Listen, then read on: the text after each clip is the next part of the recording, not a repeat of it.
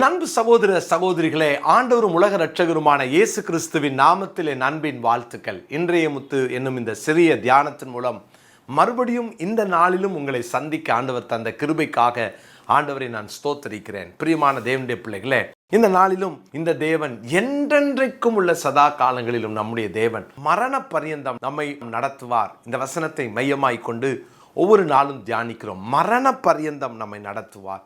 இந்த தேவன் என்றென்றைக்கும் உள்ள சதா காலங்களிலும் நம்முடைய தேவன். அவரை மாதிரி நடத்த யாராலையும் முடியாது. அவர் தான் நம்மளை நடத்தணும். அவர் நடத்துவேன் என்று சொல்லுகிறார். பிரியமான தேவனுடைய பிள்ளைகளே, எப்படி நடத்துவார், எது நம்மளை நடத்த போகிறது, நாம் நடத்தப்படுவதற்கு என்ன அவசியம் என்பதை நாம் ஒவ்வொரு நாளும் வசனத்தின் அடிப்படையில் தியானிக்கிறோம் இல்லையா? நீதிமொழிகள் 11:3 இன்னைக்கு நான் வாசிக்கிறேன். நீதிமொழிகள் 11ஆம் அதிகாரம் 3ஆம் வசனம். செம்மையானவர்களுடைய உத்தமம் அவர்களை நடத்தும், துரோகிகளின் மாறுபாடோ அவர்களை பாழாக்கும். செம்மையானவர்களுடைய உத்தமம் அவர்களை நடத்தும். உத்தமம் நம்மை நடத்தும். தேவனுடைய பிள்ளைகளே, அவர் உத்தமர்களுக்கு உத்தமர் இல்லையா? மாறுபாடுள்ளவருக்கு அவர் மாறுபடுவார். அப்போ நம்ம செம்மையாக நடந்தா, உத்தமமாக நடந்தா, அந்த உத்தமத்தால் நாம் நடத்தப்படுவோம். அந்த உத்தமம் நம்மை நடத்தும். நீங்கள் உத்தமமாக நடந்துட்டா போதும். 2 வார்த்தைகளை நான் அடிக்கடி சொல்வேன். ஒன்று உண்மை. மனிதர்கள் பார்க்கும்போது நாம் சரியாய் நடப்பது உண்மை. மனிதர்கள் பார்க்கலை, ஆனாலும் நான் கர்த்தருக்கு பயந்து நடப்பேன், அதுதான் உத்தமம். இந்த உத்தமம் தான் நம்ம எல்லாருக்கும் தேவை. நம்ம உத்தமமாக வாழ்ந்துட்டோன்னா தேவன் நம்மளை நடத்துவார், நம்ம குடும்பத்தை நடத்துவார், நம்முடைய வாழ்க்கையின் எல்லா பகுதிகளையும் அவர் நடத்துவார். பிரியமான கர்த்தருடைய பிள்ளைகளே, 2 சாமுவேல் 22:31, தேவனுடைய வழி உத்தமமானது, கர்த்தருடைய வசனம் புடமிடப்பட்டது, தம்மை நம்புகிற அனைவருக்கும் அவர் கேடகமாயிருக்கிறார். தேவனுடைய வழி உத்தமம். அவர் நடத்துகிற அந்த பாதை உத்தமமான பாதை. அவர் நடத்துவார், மரண பரியந்தம் நம்மை நடத்துவார். ஆனால் கையை பிடிச்சி அவருடைய வழி பார்த்தீங்கன்னா உத்தமம். அவர் உத்தமர், நம்முடைய உத்தமம் நம்மளை நடத்தும். அவர் நடத்துகிற வழி பார்த்தீங்கன்னா உத்தமம். அப்போது அந்த இடத்துல மாறுபாடே கிடையாதுங்க. நீங்கள் மாறுபாடை பார்க்கவே முடியாது. எங்கே போனாலும் அவருடைய உத்தமம் நம்மை நடத்தும். தேவனுடைய பிள்ளைகளே, இந்த நாளிலும் ஆண்டவருடைய அந்த உத்தமத்தை குறித்து, அவர் எதிர்பார்க்கிற அந்த உத்தமத்தை குறித்து, அந்த உத்தம பாதையை குறித்து தான் உங்களோட ஒரு 3 காரியத்தை நான் சொல்ல நான் விரும்புகிறேன். எப்போ எதில் நம்ம உத்தமமாக வாழணும்? என்னாகமத்தின் புஸ்தகத்துக்கு வேதத்தை திருப்பிக் கொள்வோம். 14ஆவது அதிகாரம் 24ஆவது வசனம். என்னாகமம் 14ஆம் அதிகாரம் 24ஆவது வசனத்தை நான் வாசிக்கிறேன். என்னுடைய தாசனாகிய காலேப் வேறே ஆவியை உடையவனாய் இருக்கிறபடினாலும், உத்தமமாய் என்னை பின்பற்றி வந்தபடினாலும், அவன் போய் வந்த தேசத்திலே அவனை சேர பண்ணுவேன், அவன் சந்ததியார் அதை சுதந்திரித்துக் கொள்வார்கள். காலேப் உத்தமன், உத்தமமாய் என்னை பின்பற்றி வந்தான். நான் போன பாதை உத்தம பாதை. உத்தமம் உன்னை நடத்தும், அவர் நடத்துவார். அப்போ அந்த காலேப்பை குறித்து வாசிக்கிறோம். யோசுவாவும் காலேப்பும் மாத்திரம் 2 பேரும் நற்செய்தியை சொன்னார்கள், மற்ற 10 பேர் துர்ச்செய்தியை சொன்னாங்க. ஆனால் அந்த 2 பேரும் கானானுக்குள்ள பிரவேசித்தாங்க. அவர்கள் நடந்து வந்த பாதை உத்தமம். அவர்கள் உத்தமமாய் பின்பற்றினார்கள். முதலாவதாக பின்பற்றுவதிலே நாம் உத்தமர்களாக இருக்கணும். ஆண்டவரை பின்பற்றுவதில் உத்தமம். ஏதோ ஒரு ஞாயிற்றுக்கிழமை மாத்திரம் நான் ஒரு கிறிஸ்தவனாய் காண்பிப்பது அல்ல, சூழ்நிலைக்கு ஏற்றாற் போல நான் வெளியிலே நடித்து கொள்வது அல்ல. என்னுடைய உத்தமத்தை கர்த்தர் பார்க்கிறார். உள்ளத்துக்குள்ளே நான் எப்படி வாழ்கிறேன், நான் எதற்காக இந்த உலகத்தில் நான் வாழ்கிறேன், தேவனை எப்படி இந்த உலகத்தில் வெளிப்படுத்துகிறேன். ஒருவேளை மாய்மாலமாக இந்த உலகத்தில் வாழ்வோம் என்று சொன்னால் நிச்சயம் நம்முடைய வாழ்க்கையில் அது பாதிப்பை தான் ஏற்படுத்தும். பிரியமானவர்களே, நாம் போகிற பாதை உத்தமமாக இருக்கணும், நான் உத்தமனாக இருக்கணும், அவரை பின்பற்றுவதில் உத்தமனாக இருக்கணும். தேவனுடைய பிள்ளைகள் பாருங்கள், அந்த யோசுவாவும் காலேப்பும் 10 பேர் ஒரு துர்ச்செய்தியை சொன்ன உடனே அவங்க பக்கம் சாஞ்சி ஆமா சாமின்னு போடலை. அவங்க அந்த இடத்துல ஸ்ட்ராங்காக நின்னாங்க. அதுதான் உத்தமம். இவங்களுக்காக நான் மாறுவது அல்ல. இவங்க பேசி மெஜாரிட்டி ஒன்று பேசும்போது நம்ம மைனாரிட்டி பேசினா எடுப்படாது அப்படின்னு அவங்க தங்களுடைய நிலைப்பாட்டை மாற்றலை. உத்தமம், அவங்க பின்பற்றுகிற பாதை, தேவனை பின்பற்றுகிற அந்த அனுபவங்கள், இதெல்லாம் உத்தமமாக இருந்தது. தேவனுடைய பிள்ளைகளே, இந்த அனுபவத்தை கர்த்தர் நம்ம எல்லாருக்கும் தருவாராக. பின்பற்றுவதிலே உத்தமம். சங்கீதங்களின் புஸ்தகம் 26:1 நான் வாசிக்கிறேன். சங்கீதம் 26ஆம் சங்கீதம் 1வது வசனம்.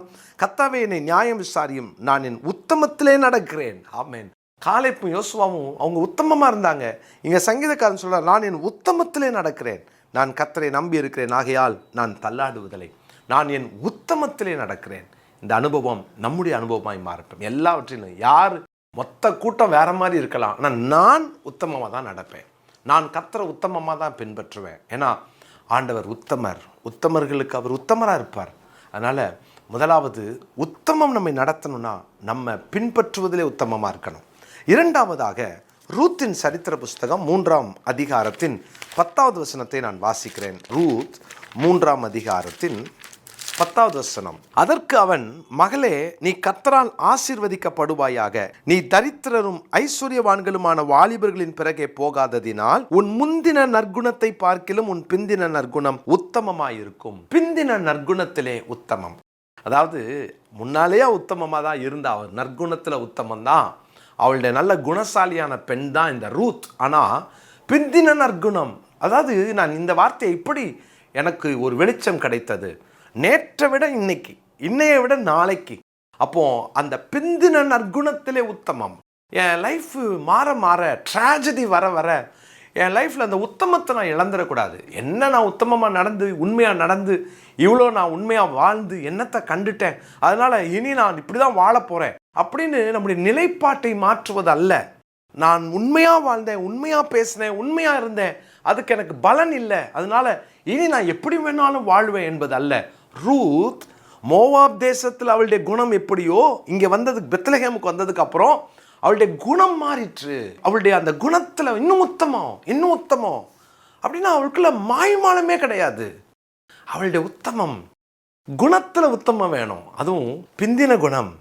அப்படின்னா நம்ம வாழ்க்கையில் நேற்றை விட இன்னைக்கு என் குணம் மாறி இருக்கணுமே. குணத்தை மாற்ற தேவன் கிருபை தருவாராக. ஆசைப்படுங்க, என் குணம் மாறட்டும். எனக்கு இதனால தீமை, இழப்பு, நஷ்டம், அவமானம் பரவாயில்ல, நான் இன்னும் என் உத்தமத்தில் நடப்பேன். என்னுடைய நற்குணம், என்னுடைய பிந்தின நற்குணம் இன்னும் உத்தமமாக இருக்கும். சரி, நற்குணசாலியாக வாழ்கிறேன்னு மட்டும் சொல்லலை, நற்குணத்தில் உத்தமம். பார்த்தீங்களா, நற்குணத்தில் உத்தமம் அப்படின்னா நற்குணமாக இருக்கிற மாதிரி காட்டிக்கிற ஒரு கூட்டம் இருக்குது. ஆனால் அதில் கர்த்தர் உத்தமத்தை எதிர்பார்க்கிறார். காண்பித்துக் கொள்வது அல்ல, நற்குணமாய் வாழ்வது. பிரியமானவர்களே, இன்னைக்கு நம்முடைய பிந்தின நற்குணத்திலே உத்தமமாய் வாழ்வோம். முதல்ல சொன்னேன், பின்பற்றுவதிலே உத்தமம். இரண்டாவது, பிந்தின நற்குணத்திலே உத்தமம். மூன்றாவதாக யாக்கோபின் நிருபம் 1ஆம் அதிகாரம் 12ஆம் வசனத்தை நான் வாசிக்கிறேன். யாக்கோபு 1ஆம் அதிகாரம் 12வது வசனம். சோதனையை சகிக்கிற மனுஷன் பாக்கியவான், அவன் உத்தமன் என்று விளங்கின பின்பு கர்த்தர் தம்மிடத்தில் அன்பு கூறுகளுக்கு வாக்குத்தத்தம் பண்ணின ஜீவ கிடத்தை பெறுவான். சோதனையை சகிக்கிற மனுஷன், சோதனை எனக்கு வேண்டாம் அப்படின்னு யாராவது ஓட முடியுமா? முடியாது. எல்லார் வாழ்க்கையிலும் சோதனை உண்டு. அப்போது யார் யார் வாழ்விலெல்லாம் சோதனை வருகிறதோ அந்த சோதனையை சகித்து அதில் நின்று ஜெயிக்கணும். அப்போ சோதனையை சகித்து, அப்போ சோதனையில் நின்று வருகிற சோதனையை நான் ஃபேஸ் பண்ணி அதில் நான் உத்தமன் என்று விளங்க பண்ணணும். யோசேப்புக்கு வந்த சோதனையில் யோசேப்பு தான் உத்தமன் என்பதை அங்கே நிரூபித்து காண்பித்தான். அதனால தான் சோதனையை சகிக்கிற மனுஷன் பாக்கியவான், அவன் உத்தமன் என்று விளங்கின பின்பு. இந்த வார்த்தை இது நம்முடைய பரீட்சைகளிலே வருகிற அந்த ஒரு உத்தமம். என்னுடைய பரீட்சை, நான் சந்திக்கிற பரீட்சையில் ஒரு உத்தமம். ஆபிரகாமை கர்த்தர் கூப்பிடும் போதெல்லாம் ரெஸ்பாண்ட் பண்ண ஆபிரகாம். இங்கே 22ஆம் அதிகாரத்தில் ஆபிரகாமே, எஸ் லார்ட் சொல்லுங்க, உடனே உன்னுடைய நேசகுமாரன் ஏக புத்திரனை கூட்டிட்டு மோரியா தேசத்துக்கு போய் நான் காட்டுற மலைகளில் ஒன்றிலே அவனை தகன பலி செலுத்தியிருப்பா அப்படின்னு உடனே டக்குன்னு அவனுடைய நிலைப்பாட்டை மாற்றலை. இவ்வளோ பெரிய ஒரு இழப்பை நான் சந்திக்கணுமா? அவர் அங்கே உத்தமமாக இருந்தார். அந்த டெஸ்ட்லையும் அந்த பரீட்சையிலையும் உத்தமத்தை காத்துக்கொள்வோம். நம்ம போகிற பாதையில் கர்த்தர் நம்மளை நடத்தணுமா? நம்மளை உத்தமம் நம்மளை நடத்தணும். நம்மளை உத்தமம் அங்கே அந்த பாதையெல்லாம் உத்தமமாக இருப்பதை கர்த்தர் நமக்கு நிரூபித்து காண்பிப்பார். அதனால தான் நம்மளை பரீட்சித்து ஆண்டவர் அந்த பரீட்சையில் ஜெயிக்க வைத்து நம்மளை நடத்துவார். அருமையான கர்த்தருடைய பிள்ளைகளே, பின்பற்றுவதிலே உத்தமம், நம்முடைய பின் நற்குணத்திலே உத்தமம், மூன்றாவதாக நம்முடைய பரீட்சையிலே உத்தமம். ஆண்டவர் நம்மளை பரீட்சித்து பார்க்கும்போது அதில் தோற்றாம அதில் நின்று ஜெயிக்க கர்த்தர் கிருபை தருவதாக. அதனால தான் யோபு சொல்றார், அவர் என்னை சோதித்த பின் நான் பொன்னாக விளங்குவேன். கர்த்தர் அந்த கிருபைகளை நமக்கு தரட்டும். இந்த நாளுக்குரிய மனப்பாட வசனத்தை குறித்து கொள்ளுங்கள். நீதிமொழிகள் 28ஆம் அதிகாரம் 10ஆம் வசனம். உத்தமர்களை மோசப்படுத்தி பொல்லாத வழியில் நடக்கிறவன் தான் வெட்டின குழியிலே தானே விழுவான், உத்தமர்களோ நன்மையை சுதந்தரிப்பார்கள். ஆமேன். உத்தமர்களோ நன்மையை சுதந்தரிப்பார்கள். இந்த வசனத்தை மனப்பாடம் பண்ணுவோம். கர்த்தர் உங்களை ஆசீர்வதிப்பார். ஜெபிக்கலாமா? பரிசுத்தமுள்ள எங்கள் நல்ல தகப்பனே, நீர் எங்களுக்கு கொடுத்த அந்த வார்த்தைக்காய் நன்றி. உத்தமத்திலே நடக்க எங்களை அர்ப்பணிக்கிறோம். உத்தமமாய் பின்பற்ற, எங்களுடைய பிந்தின நற்குணத்திலே உத்தமத்தை காத்துக்கொள்ள, உத்தமத்தை வளர்த்து கொள்ள, எங்கள் பரீட்சை நேரங்களிலே நாங்கள் உத்தமர்களாய் வாழ எங்களுக்கு கிருபை தாரும். தொடர்ந்து ஆண்டவரே, உத்தம பாதையிலே நாங்கள் உத்தமத்தோடு நடக்க, உத்தமராகிய உம்மை நாங்கள் உத்தமமாய் பின்பற்ற எங்களை ஒப்பு கொடுக்கிறோம். இயேசுவின் நாமத்தில் ஜெபிக்கிறோம் பிதாவே, ஆமென். எனக்கு பிரியமான தேவனுடைய பிள்ளைகளே, இந்த அடுத்த வாரத்திலே முதல் வாரம் 1ஆம் தேதி வருகிறது. விங்ஸ் ஆஃப் விக்டரியினுடைய சமூக பணிகளுக்காக நீங்கள் தொடர்ந்து ஜெபியுங்கள். தொடர்ந்து நீங்கள் உங்களுடைய காணிக்கைகள்னால இதை தாங்குங்க. இதை பார்க்கிற ஒவ்வொருவரும் ஒரு மாதத்திற்கு 1000 ரூபாய் கொடுத்து ஒரு பீடியாட்ரிக் தெரப்பி சென்டருக்கு வர குட்டி பிள்ளையை தாங்கலாம், அல்லது முதியோர் இல்லத்தில் இருக்கிற ஒரு முதியவரை தாங்கலாம், அல்லது அந்த 1000 ரூபாய் டயாலிசிஸ் பண்ண கஷ்டப்படுற ஒருவருக்கு அந்த டயாலிசிஸ் எல்லாமே நம்ம இலவசமாக பண்ணுறதுனால அது அவர்களுக்கு பிரயோஜனமாக இருக்கும். வாழ்வாதார மையம் இப்படி நிறைய காரியங்களை செய்கிறதுனால நீங்கள் அதை தாங்க முன்வாருங்கள். நம்முடைய வேதாம கல்லூரி மாணவர்கள் கூட ஒருவர் மாதம் 5000 ரூபாய் கொடுத்து நீங்கள் தாங்க முன் வரலாம். பிரியமானவர்களே, இந்த எல்லா காரியத்தையும் ஜெபம் பண்ணிக்கோங்க. மாதம் 1000 ரூபாய் நீங்கள் கொடுக்குறவங்களா இருந்தால் உங்களுக்கு தெரிந்த நண்பர்களுக்கும் சொல்லி நீங்கள் அவர்களும் கொடுக்கத்தக்கதாக உற்சாகப்படுத்துங்க. நமக்கு ஒருவேளை எந்த வெளிநாட்டு பணமும் கிடையாது, மாதம் பெரிய அமௌண்ட்டை கொடுத்து தாங்குறவங்க யாரும் கிடையாது. மாதம் 500, 1000 என்று கொடுத்து தாங்குறவர்களை தான் கர்த்தர் நமக்கு தந்திருக்கிறார். எனவே நீங்கள் எல்லாம் ஜெபம் பண்ணுறீங்க, அது போதும். அதோடு கூட நீங்கள் மாதம் 1000 ரூபாய் கொடுத்து தாங்க. ஒரு குழுவாய் இணைந்து நீங்கள் ஜெபித்து குழுவாக இணைந்து நம்முடைய ஊழியத்தை தாங்கலாம். சென்னைக்கு வாங்க, நம்முடைய மற்ற எல்லா சென்டர்ஸையும் பாருங்க. நம்ம இணைந்து தேவநாமத்தை மகிமைப்படுத்தலாம்.